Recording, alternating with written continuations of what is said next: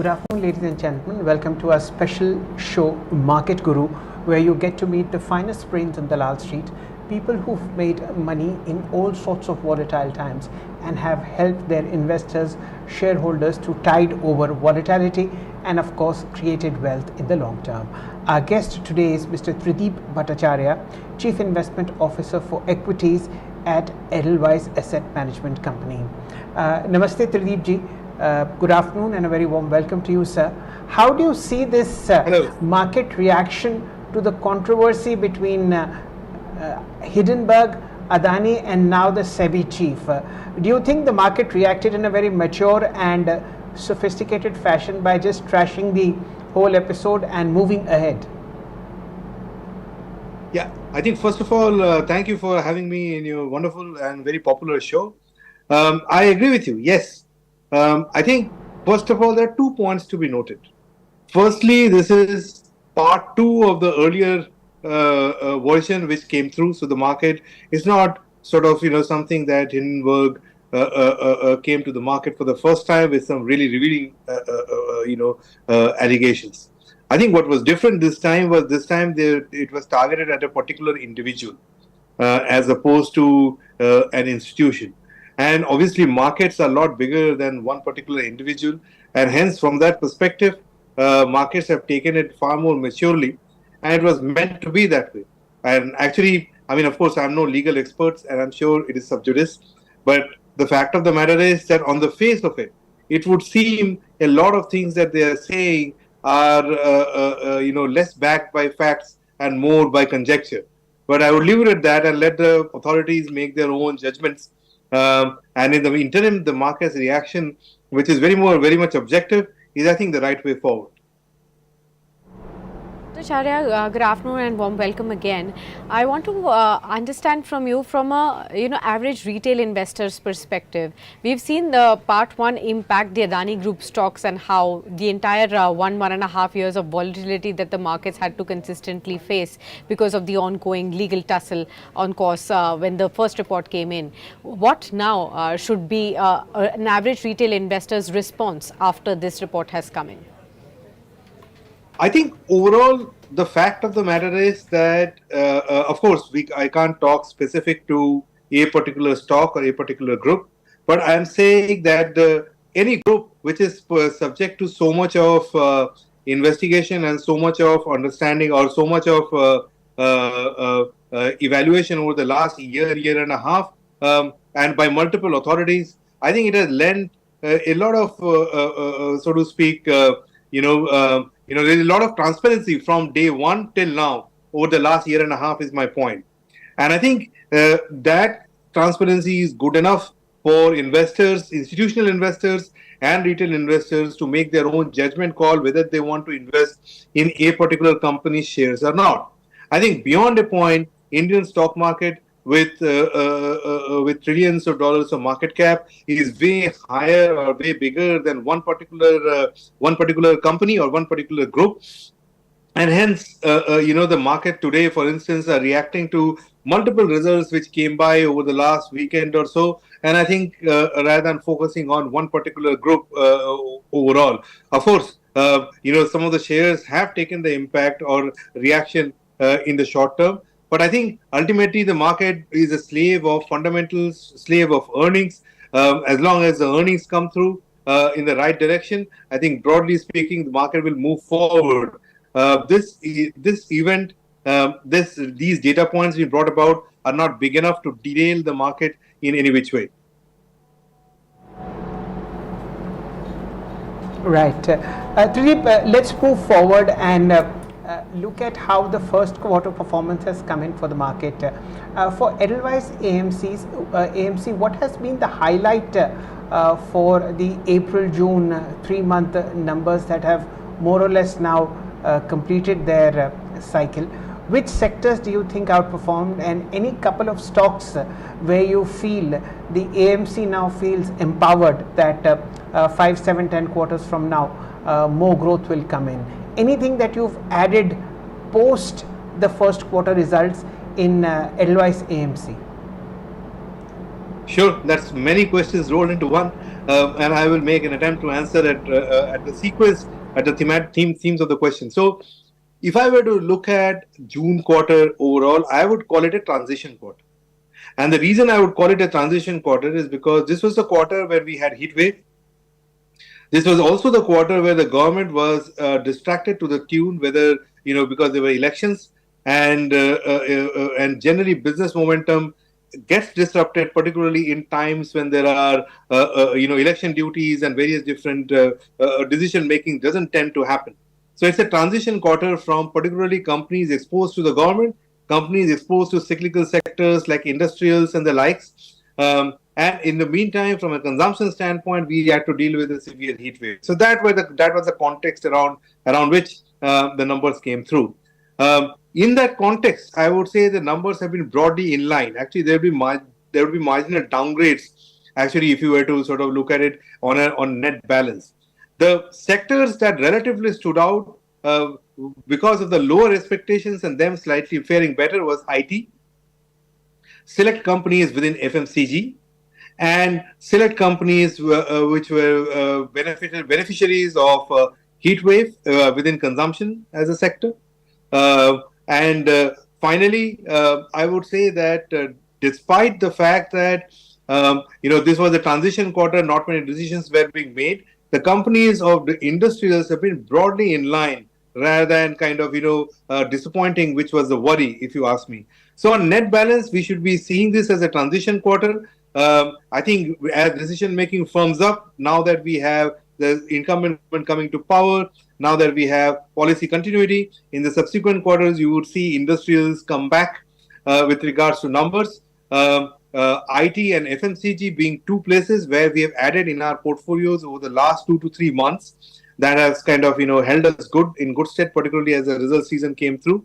And finally, an area where we have trimmed our holdings would be autos. We think that after stellar performance that we have seen over the last year or so, where incrementally the numbers are more in line to marginal disappointing, as opposed to kind of thinking about further upgrades. So that's where that's how I would sort of summarize the sector, the performance, and what we at Edelweiss AMC have done in and around it. Mr. Bhattacharya, we're in the second half of the fiscal year now. Your own sense of where the outperformance can come in from in the next 5-6 months or within the sectors?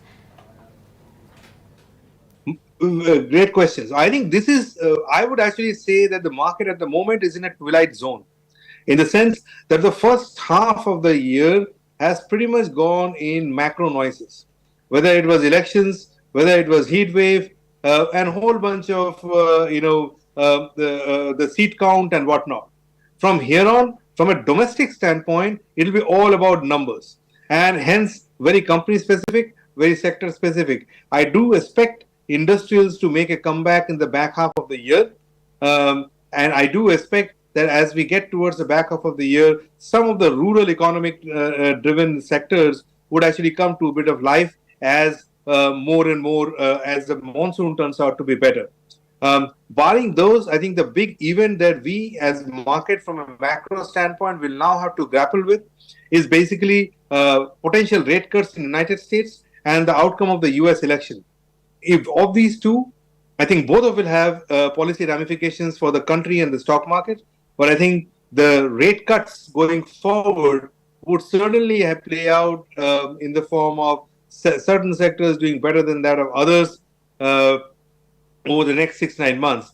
In that context, we have been overweight NBFCs, non-banking financial companies, where overall the loan book is fixed. And hence, from that perspective, where rate cuts tend to happen, they stand to benefit from them.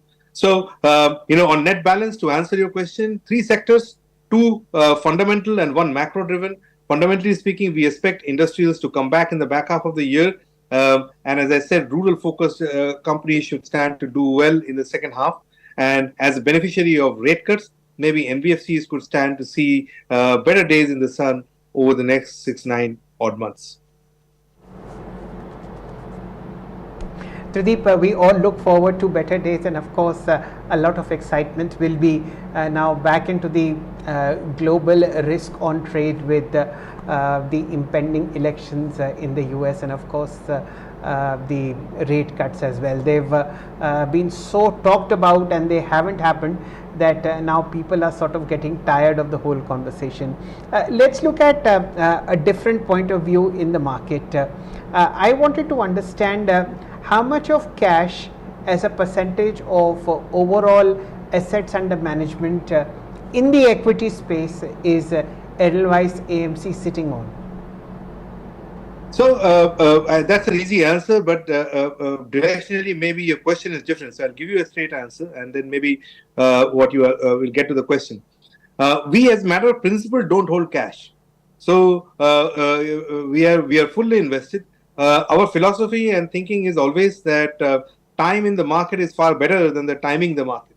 So from that perspective, whatever money we had raised, and we keep getting as a form of inflows are deployed immediately. But I think if you look at the industry overall, given the SIP inflows and given the fact that mutual funds have seen good bit of inflows over the last 6, 9, 12 months, I would say that the liquidity situation is reasonably robust and sanguine, particularly from an inflow standpoint, to be deployed in the markets. And as a result of which, the corrections in the market have been more shallow than otherwise. ILPA might continue to remain that way, but overall, at the moment, we don't see the SIP flows slowing down. Okay, Mr. Bhattacharya, another thing that I wanted to understand from you is how are you really looking at the sectors that have outperformed thus far, especially within the PSU pack, the railways, the defense stories, PSU Bank, so to speak. Is there still some steam left within this space to outperform, or is large part of the rally now done and dusted? Incrementally a bit more careful than what we were 3 to 6 months ago. Earlier, of course, PSUs were quoting at meaningful discounted valuations versus the broader market, which I think has played out. I think from going forward basis, one has to understand PSU with a slightly more nuanced lens. What do I mean by that is, what does the PSU do? For instance, companies that are exposed to defense in the context of PSUs, if you ask me, over the next near term, i.e. 2 to 3 years, are very well positioned to benefit from Make in India and from the defense theme. But at the same time, if you look at second or third rung PSU banks, just because they are PSUs may not get further re-rated because the basic level of re-rating is already done. So on net balance, the point that I'm making here is that the easy part of the money with regards to PSUs is done. Going forward, one has to delve deeper into what the PSU does, and certain segments within PSUs like defense, companies that are particularly in the EMS domain, and which can and certain banks, the tier one, which are kind of which have very solid with a rock solid franchise, are the ones to focus on rather than tier 2 PSU banks or generally a PSU as a basket without any differentiating characteristics. So more nuanced view in PSUs than earlier.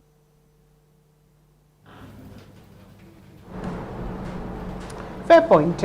And the fact that perhaps the easy money in the entire PSU basket has been made over the last 18 months or so actually is a good starting point to separate the subsequent winners from those that have now entered the mature phase of their earnings segment. Trideep, this is also the right time to take your view on the defense space. Some sectors, some parts of defense have shown a steep correction, in particular shipyards and of course Hindustan Aeronautics. As an AMC, do you remain invested in these spaces? Are they attractive to you, or are you still waiting for better prices to emerge? Actually, fortunately, one of the good things as part of discipline we do is every stock that we enter, we sort of have our own estimate of intrinsic value.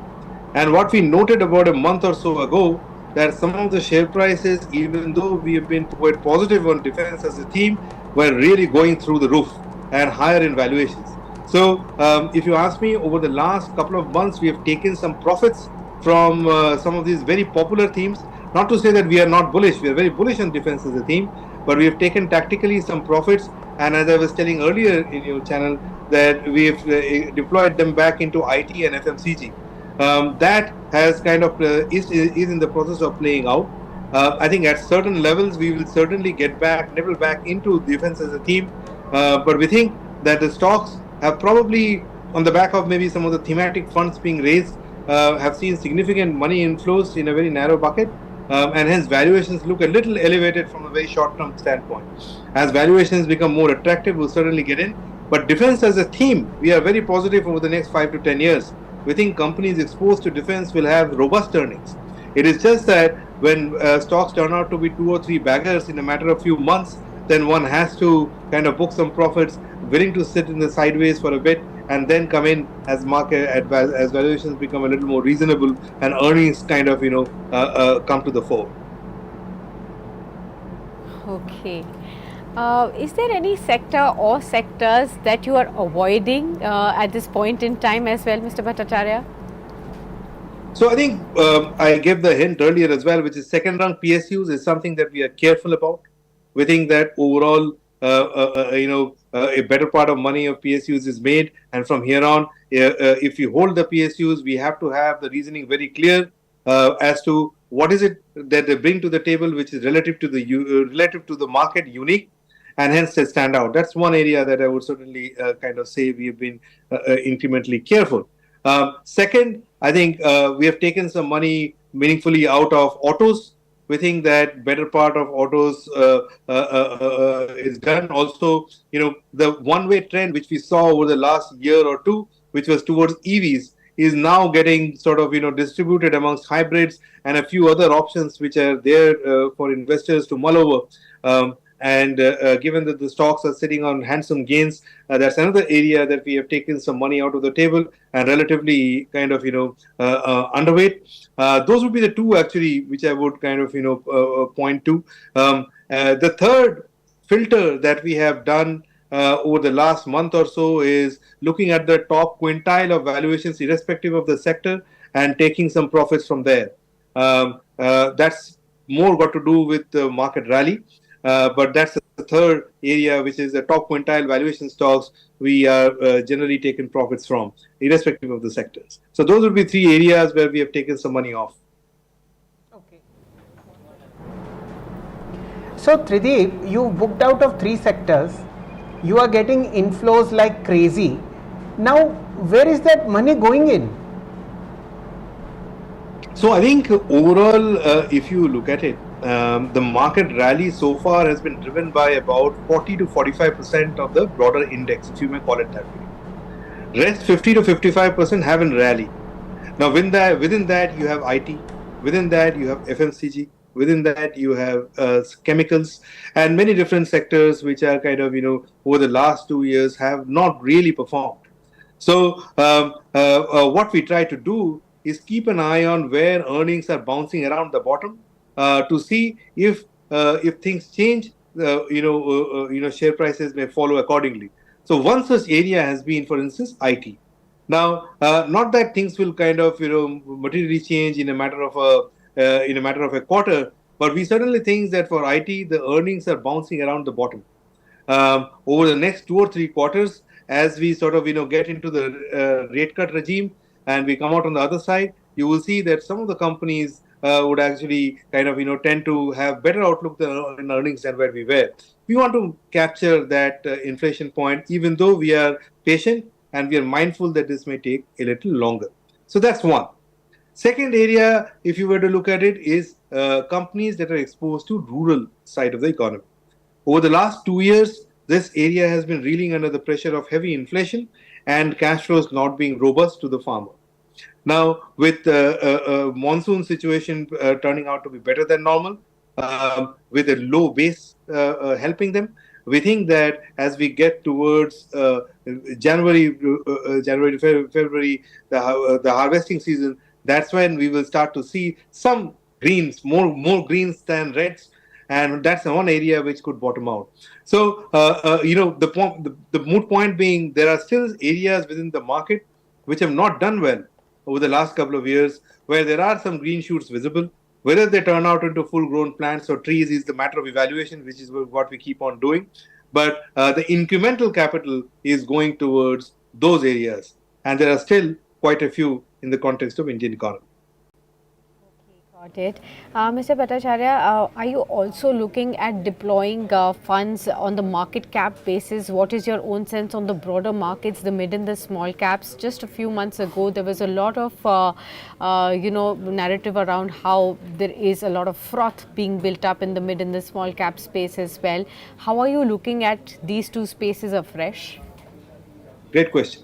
So I would say that if I look at, let's say, how the large caps have done versus what the valuations are versus what the earnings growth has been, what I find is over the last 5 years, large cap share price performance is in sync with the rise of profits. So another way to say this is that today the valuations of large cap are at par with their 10-year average. So clearly valuations are reasonable there. Not that they are bottom end of the spectrum, but they are reasonable there. Valuations for mid and small caps are basically 20 to 40% higher than average. So clearly, higher than normal. However, what is worth noting is that the earnings growth of mid and small cap is also double that of the large caps, particularly in select pockets overall. So in some pockets, valuations are high for a reason. Now, my own view with regards to mid and small caps is that there are pockets of irrational exuberance within mid and small caps, and it is time to be selective, like we talked about in the case of PSUs. Likewise, in the case of mid and small caps, one has to be selective in terms of stock picking so that we focus on only those areas where valuations are high, but the earnings growth is concomitant with that of the valuations. So as long as that equation holds true, we are still sort of positive on investing in mid and small cap. And hence, just to conclude from there, we are suggesting to investors, to retail investors, that overall, if you look at the bunch of funds which are right suited for the current sort of market scenarios, are probably not the thematic funds, probably not the sector funds, but they are the flexi cap funds or the multi cap funds, where the fund manager has the leeway to invest across market caps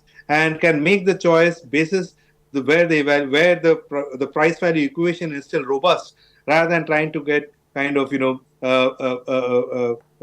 folded into one particular segment of the market, which could be quite risky for investors as well as for funds as well. Absolutely, Trideep. That's very succinctly explained at a time when a lot of thematic NFOs are actually raising fresh cash from would-be fund investors. I just wanted to ask you a basic question. For an investor who's starting now, sort of enthused with the 25,000 mark on the Nifty, 82,000 mark on the sensex, how would you advise that person to deploy a 10 lakh rupee portfolio over large caps, mid caps, thematics, international flavor, as also debt? What would be the respective percentages? Well, on a television or on your channel, talking a generic asset allocation would be kind of would not be par for the course. But I would probably kind of say a few points which would help him or her in this direction. First of all, speak to an advisor who would probably understand the risk profile and invest accordingly. Certainly, there is asset allocation between debt and equities. What I'm going to talk next is about within equities. So within equities, for a conservative investor, I think flexi cap kind of funds are par for the course in the current market. It's run with the large cap bias. It's also run keeping in mind the fact that volatility is kept in check. And it's a good place to be for a conservative investor. For investors with reasonable risk appetite, whose outlook is 3 to 5 years, multi-cap funds are a good way to kind of approach the market, because in here, while you have the protection of roughly about 45% in large caps, mid and small cap forms about 50 or 55% of the portfolio. So one can get the valuation comfort, but as well at the same time, the growth, the blend of the valuations and growth are just about optimal for this segment. The third is for the aggressive investors who have an outlook for 5 to 10 years, who can live with volatility.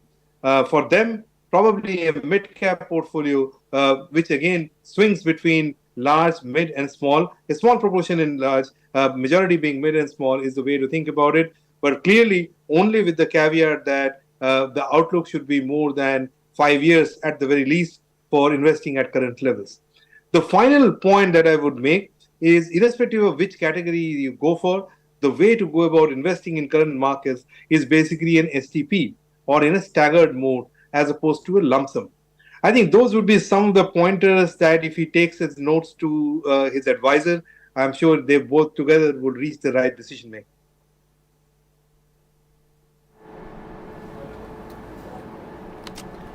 Okay, all right. Well, we'll thank you, sir, on that note for being with us on this very special edition. It's been a fantastic half an hour discussion and conversation with you, and on various topics. The way you've given insights is incredible for all our viewers, and with this hope, we are also extending you an invitation to come back on another edition of Market Guru very soon on Market Today and on Business Today television yet again. It was fantastic to speak to you, and hope you have a great time till then. Look forward to it. Thank you for inviting me to your show. Happy investing. Thank you. Bye-bye. All right. That, ladies and gentlemen, was Mr. Trideep Bhattacharya, CIO of Equities at Edelweiss AMC. He feels that the second half of the financial year would be better for IT stocks. He remains fairly circumspect on the PSU theme as a broad-based investing setup, and recommends that people look at flexi cap funds more rather than the current craze, which is thematic. So thank you for watching. Stay glued to Business Today television. On the other side of the show is regular news updates.